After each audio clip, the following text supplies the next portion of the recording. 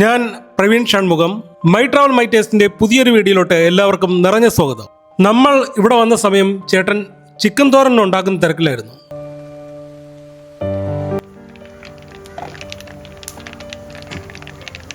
കവറിലുള്ള readymade masala ഇവിടെ വാങ്ങിക്കാറില്ല. മസാലയ്ക്ക് ആവശ്യമുള്ളവ വാങ്ങി സ്വന്തമായി പൊടിച്ചെടുത്ത് ഉപയോഗിക്കുകയാണ് ചെയ്യുന്നത്. നാടൻ ചിക്കൻ പെരട്ടിന് മാത്രമല്ല, നാടൻ ചിക്കൻ തോരനും പേര് കേട്ട കടയാണത്. ഏകദേശം 6 വർഷത്തോളമായി സ്വന്തമായി കട തുടങ്ങിയിട്ട്. ഇവിടെ വരുന്നതിന് മുമ്പും ചിക്കൻ പെരട്ടിന് പേര് കേട്ട കടയിലൊക്കെ ജോലി ചെയ്തിട്ടുണ്ട്. കുറച്ച് മാറി കുളത്തിനടുത്തായി തുടങ്ങിയ കട 8 മാസത്തോളം അവിടെ ഉണ്ടായിരുന്നു. പിന്നെ ഇങ്ങോട്ട് മാറിയിട്ടിപ്പോൾ 5 വർഷം കഴിഞ്ഞു. ഇതൊക്കെ ചേട്ടൻ്റെ വാക്കുകൾ തന്നെ ഇതിൽ പറയുന്നുണ്ട്. ചെറിയ രീതിയിൽ ആദ്യം തുടങ്ങിയ കട സോഷ്യൽ മീഡിയ വഴിയാണ് കൂടുതൽ പേർ അറിഞ്ഞതും ആളുകൾ ഇവിടേക്ക് ഒഴുകിയെത്തിയതും. വന്നവർ കൂടുതൽ പേർക്ക് ഇഷ്ടമായതുകൊണ്ടാണ് കട ഇന്നും വിജയകരമായി പോകുന്നത്.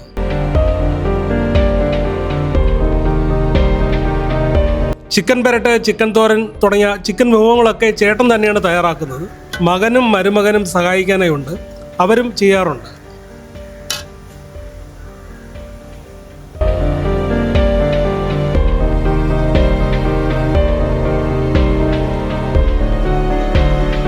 ഇവിടെ ഇറച്ചിയെല്ലാം തൂക്കിയാണ് കൊടുക്കുന്നത്. വിലവര പട്ടിക ഇവിടെ കാണാം. ഗ്യാസിന്റെ ലഭ്യതക്കുറവ് മൂലം പെറോട്ട ഇപ്പോൾ ചെയ്യുന്നില്ല. നമ്മൾ ചെന്ന സമയം പുട്ടുണ്ടായിരുന്നു, കപ്പയും. ഇലയിലാണ് ആഹാരമെല്ലാം വിളമ്പുന്നത്.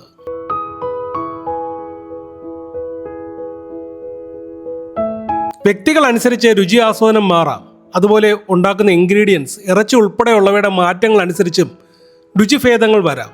മനസ്സ്, ആരോഗ്യം, പ്രായം തുടങ്ങി ഇങ്ങനെ പല ഘടകങ്ങൾ അനുസരിച്ചൊരു സ്ഥലത്തെ ആഹാരം ഇഷ്ടപ്പെടുന്നവരും ഇഷ്ടപ്പെടാത്തവരും ഉണ്ടാകും. നമ്മളെ സംബന്ധിച്ച് അന്ന് കഴിച്ച പുട്ട്, ചിക്കൻ പെരട്ട്, ചിക്കൻ തോരൻ, ചിക്കൻ ലിവർ എല്ലാം തന്നെ പൂർണ്ണമായി ആസ്വദിക്കാൻ പറ്റി. പുട്ട് നല്ല സോഫ്റ്റ് ആയിരുന്നു, ഇടയ്ക്കിടയ്ക്ക് കട്ടിയായിരുന്നില്ല, മരിച്ചിനിയും ആവശ്യത്തിന് പാകമായത്. നാടൻ ചിക്കൻ ആയതുകൊണ്ട് തന്നെ എല്ലൊക്കെ ഇടയ്ക്ക് ഉണ്ടായിരുന്നു, എങ്കിലും എല്ല് മാത്രം കൊണ്ട് നിറച്ചിട്ടില്ലായിരുന്നു. പിന്നെ എല്ലും അതിനിടയിൽ നിന്ന് ഇറങ്ങി വരുന്ന അരപ്പും ഒക്കെയാണ് അതിൻ്റെ രുചി. ചിക്കൻ തോരനും ചിക്കൻ ലിവറും പാഴ്സലായാണ് നമ്മൾ വാങ്ങിയത്. പെരട്ട് പോലെ തന്നെ അതും നമുക്ക് ഇഷ്ടപ്പെട്ടു. കൊടുത്ത കാശിന് മുതലായി. ഇഷ്ടപ്പെടാത്തവർ ഉണ്ടെങ്കിൽ അത് എന്താണെന്നുള്ളത് മാന്യമായ ഭാഷയിൽ പറയുക. ഇതല്ലാതെ ഇഷ്ടപ്പെടുന്നവരെ ചീത്ത വിളിക്കുക എന്നത് മാന്യമായ കാര്യമല്ല. അതൊക്കെ ആർക്കും പറ്റും. ഇഷ്ടപ്പെടാത്തവരെയും ഇഷ്ടപ്പെടുന്നവർ അംഗീകരിക്കേണ്ടതാണ്. ഏത് പരിസ്ഥിതിയിലും മാന്യമായ സംസാരവും പെരുമാറ്റവുമാണ് ഒരു വ്യക്തിക്ക് ആദ്യം വേണ്ടത്. ബാക്കിയെല്ലാം അത് കഴിഞ്ഞിട്ടാണ്. ഈ പറഞ്ഞത് മനസ്സിലാകാത്തവരും കാണും.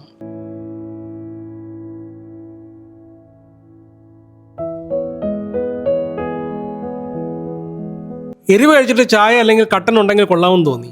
ഇവിടെ അതില്ല. ഗോലി സോഡ വെച്ച് അഡ്ജസ്റ്റ് ചെയ്യും. സർവീസും പെരുമാറ്റവും സംസാരവും എല്ലാം തന്നെ നമ്മളെ സംബന്ധിച്ച് നല്ലതായിരുന്നു.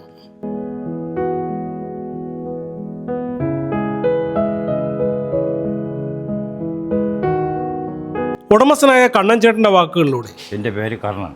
വിളിക്കുന്ന കർണൻ അറിയാം. എന്നാണ് ഇത് തുടങ്ങിയത്? തുടങ്ങിയിട്ട് 5 വർഷമാകുമ്പോൾ. ഈ സ്ഥലത്ത് തന്നെയാണോ? ഈ സ്ഥലത്തിൽ കുളത്തിൻ്റെ കരയിൽ തുടങ്ങിയിട്ട് ഇങ്ങോട്ട് മാറിയത്. അവിടെ ഒരു കുളമുണ്ട്, മാറ്റണം. അവിടെ നിന്ന് അവിടെ 8 മാസം നടത്തിയിട്ട് ഇങ്ങോട്ട് മാറി.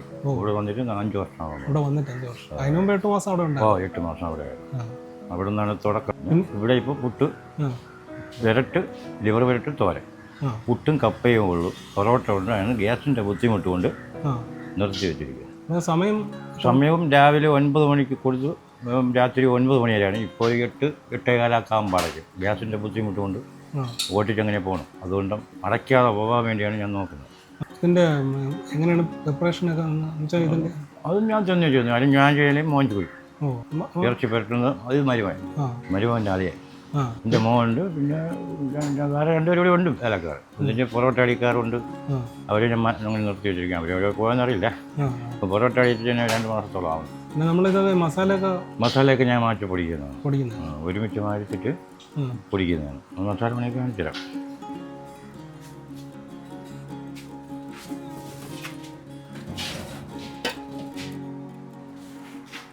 ഒരുമിച്ച് മാറ്റി വെച്ചിട്ട് 3 കിലോ ഒരുമിച്ച് മാടിയിട്ട് വരച്ചിട്ട് ഇതിനെ പൊടിച്ചെടുക്കും. ചില്ലറയ്ക്ക് വാങ്ങിക്കുന്നത് ഒരുമിച്ചാണ്. ഒരു മാസത്തേക്കുള്ള ഒരുമിച്ച് സാധനങ്ങൾ എടുക്കുമ്പോൾ അപ്പോൾ നമ്മൾ എല്ലാം മാറ്റി ഒരുമിച്ചിട്ട് പൊടിച്ച് എടുക്കുമ്പോൾ അതിൽ ലാഭം ഉണ്ടാവും. നമുക്ക് അപ്പോഴൊന്നും വാങ്ങിക്കണ്ട. പിന്നെ ഇത് ചെറിയ ഇതിലോട്ട് വരാൻ കാരണം എങ്ങനെയാണ്? വരാൻ കാര്യം എന്ന് വെച്ചാൽ കൊറോണ ഒന്നോടെ സുഖമില്ലാതൊക്കെ ആയപ്പം പ്രായങ്ങളായില്ലേ, അപ്പോൾ ഇതിലോട്ടങ്ങ് മാറാൻ തീയതി അങ്ങനെ മാറിയത്. ഒരു 6 വർഷം കൊണ്ട് ആട്ടോട്ടിപ്പായിരുന്നു. കൊറോണയൊക്കെ വന്നു, അങ്ങനെ വണ്ടിയൊക്കെ ഒതുക്കിയിടേണ്ട സംവിധാനങ്ങളായില്ലേ. ഓട്ടങ്ങളൊക്കെ പോയി, പിന്നെ വണ്ടിക്കൊക്കെ വണ്ടി വിട്ടിട്ട് ഇതിലോട്ട് മാറി. ചായ അരിയിൽ തുടങ്ങി ഇതിലോട്ട് മാറി. അപ്പോഴത്തേക്കാണ് ഇങ്ങോട്ട് മാറി. അവിടെ ഇറച്ചിയെല്ലാം ഉണ്ടായിരുന്നു. ഇറച്ചിയുണ്ട്, ദോശയുണ്ട്, പുട്ടുണ്ട്, കപ്പയുണ്ട്. ദോശയായിരുന്നു അവിടെ, പൊറോട്ട അടിച്ചില്ല. ഇങ്ങോട്ട് വന്നപ്പോൾ ചായ അരിയൊക്കെ നിർത്തി.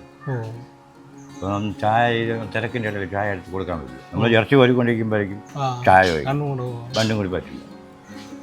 അതുപോലെ കട്ടൻ ഉണ്ടായിരുന്നു, കട്ടൻ നിർത്തി വെച്ചു. ഇനി കട്ടൻ വർക്കാകുന്നു എന്ന് വെച്ചാൽ റോഡ് പണിയായപ്പോൾ ആൾ കുറവാണ്.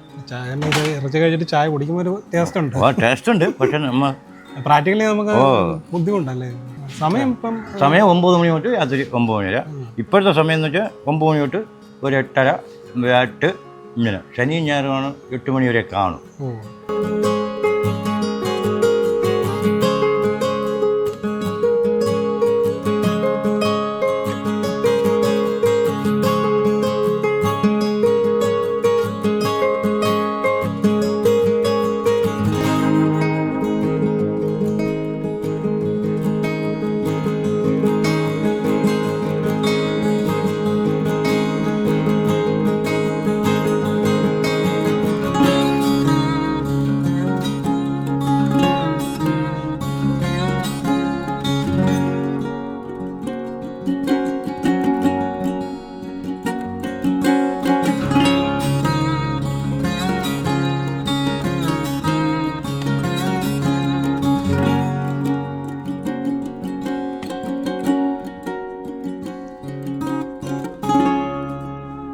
തിരുവനന്തപുരം ബാലരാമപുരം പൂവാർ റോഡിൽ വരുന്ന അവണാക്കുടി ജംഗ്ഷൻ അടുത്തായി ശ്രീ ബാലസുബ്രഹ്മണ്യ ക്ഷേത്രത്തിലോട്ട് പോകുന്ന ഒരു ആർച്ച് കാണാം.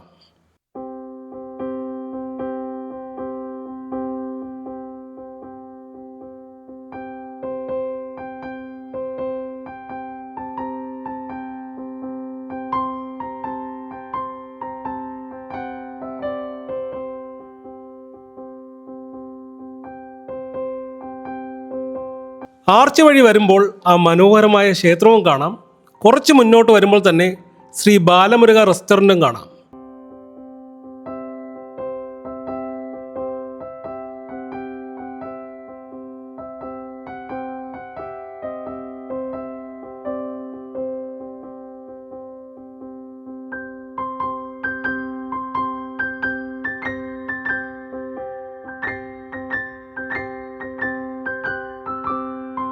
അകത്തും പുറത്തുമായി പാർക്ക് ചെയ്യാൻ സ്ഥലമുണ്ട്. കുറച്ച് മുന്നോട്ട് പോയാൽ കണ്ണൻ ചേട്ടൻ പറഞ്ഞ മുമ്പ് ഈ കട ഒരു കുളത്തിനടുത്തായി സ്ഥിതി ചെയ്തിരുന്നു പറഞ്ഞുവല്ലോ.